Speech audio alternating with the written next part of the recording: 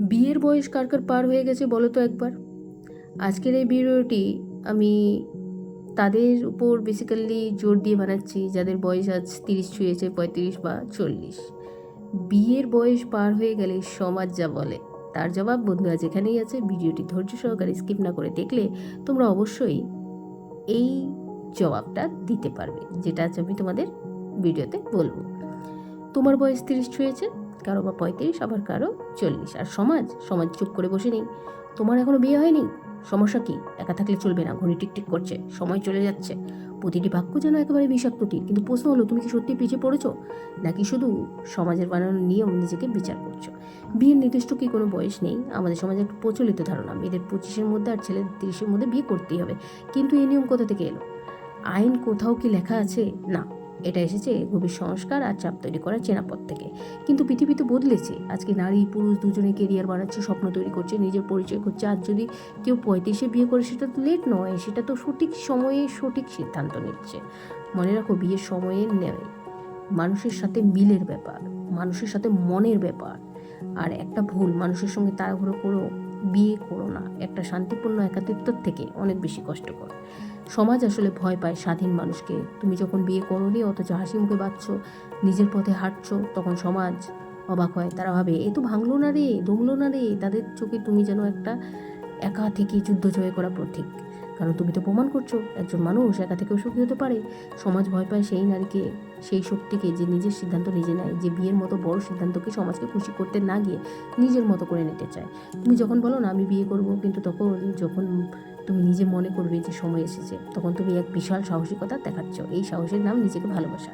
আর বিয়ের চেয়ে গুরুত্বপূর্ণ হচ্ছে মানসিক শান্তি।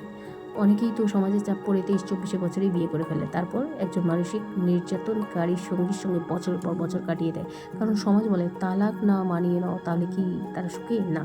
তাহলে কি তারা সফল? না। সফলতা তো তখনই আসে যখন তুমি নিজের জীবনকে মালিক নিজেই হও। তুমি নিজেই আজ বিয়ে করোনি মানে তুমি ব্যর্থ নয়।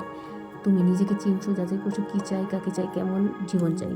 এই নিজেকে বোঝো, এটাই তো জীবনের সবচেয়ে বড় বুদ্ধিমত্তা। বিয়ের বয়স পার হওয়ার মানে তুমি সাহসী, তুমি জেগে আছো। তুমি সমাজের সঙ্গে লড়াই করছো প্রতিদিন। আত্মীয় প্রশ্ন করছে, প্রতিবেশী কানাঘোষা, অফিসে সহকর্মীদের টিপ্পনি, এই সব কিছুর মধ্যে তুমি হাসছো, তুমি কাজ করছো, তুমি স্বপ্ন দেখছো। এটাই তো সাহস। যারা বিয়ের বয়স পেরিয়ে শক্তভাবে দাঁড়িয়ে থাকে তারা দুর্বল না, তারা আসলে মানসিকভাবে সবচেয়ে শক্তিশালী মানুষ। একটা কথা মনে রাখো, বিয়ের বয়স না পার হলেও সমাজ তোমাকে প্রশ্ন করতো কখন বড় হবে। আর বয়স পেরিয়ে গেলে বলে, কখন বিয়ে করোনি তো, এখনও কেন করোনি, তোমার বিয়ের বয়স তো পার হয়ে গেছে। তাদের কোনো কথার শেষ নেই। তাই একটাই কাজ, তোমার নিজের কথা শোনো। সময় কখনো শেষ হয় না। অনেকেই ভাবে না এখন তো বয়স 35 পার হয়ে গেছে, আর কি হবে, বিয়ে করা সম্ভব? সোজা উত্তর, হ্যাঁ সম্ভব। অনেকে তো 40-এও জীবনের সেরা সঙ্গী খুঁজে পায়, অনেকে তো 50-এও গিয়ে প্রেম পড়ে।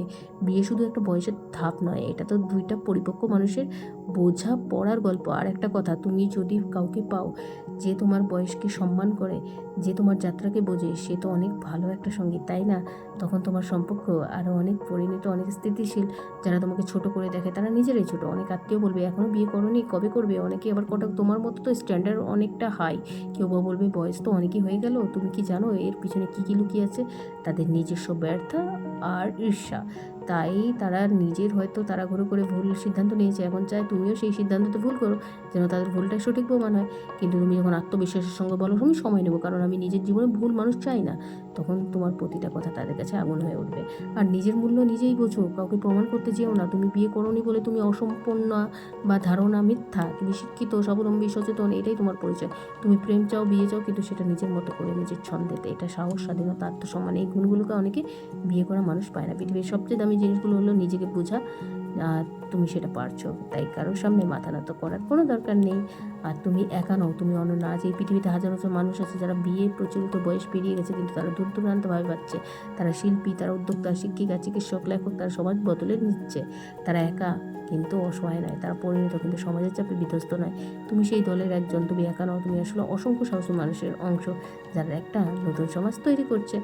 তুমি হয়তো এখনো বিয়ে করোনি, হয়তো সমাজ সেটা মেনে নিতে পারে না, কিন্তু একদিন এই সমাজ তোমার গল্প করবে। ও দেখ কতটা বুঝে বিয়ে করেছিল, ওর মতো তো আত্মনির্ভর মানুষই কম আছে, ও নিজের জীবনটাকে নিজেই তৈরি করেছে। তুমি তোমার গল্পের নায়ক।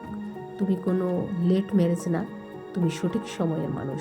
আর তুমি যদি এখনই নিজের জীবনসঙ্গী খুঁজে না পেয়ে থাকো, ভেবো না তুমি ব্যর্থ, ভেবো তুমি নিজের মূল্য বুঝেও বা নিজের মূল্য বোঝো বলেই নিজের সঙ্গে কম্প্রোমাইজ করোনি। এটাই হলো বিজয়, এটাই হলো সাহস, আর এটাই হলো উত্তর। সমাজ যা বলে তার উপযুক্ত জবাব। শেষ কথা, জীবন কোনো অংশে পৌঁছানোর সময়টা নির্ধারণ করে সমাজ নয়, নির্ধারণ করে তোমার প্রস্তুতি, তোমার মন আর তোমার ভালোবাসা। তুমি প্রস্তুত হলে সে 28 হোক বা 38, তুমি সঠিক, কারণ তুমি নিজের পথে হাঁটছো। তুমি আলাদা, তুমি শক্তিশালী, আর তুমি যথেষ্ট। তো বন্ধুরা, আজকে আমার ভিডিওটি ছিল যাদের এখনও 35-40 বয়স হয়ে গেছে, তারা এখনও বিয়ে করেনি এবং সমাজের দৃষ্টিকোণ থেকে সমাজ তাদের নানাভাবে কথা শোনায়। তো এই সব ঘাত প্রতিঘাতে সমাজ যে আমাদেরকে মানে যেসব আচরণ করছে, তাহলে আমরা তাদের কিভাবে জবাব দেব, এটাই ছিল আজকের এই ভিডিওর মূল বার্তা। আশা করি তোমাদেরকে আর কেউ এভাবে আঘাত করতে পারবে না।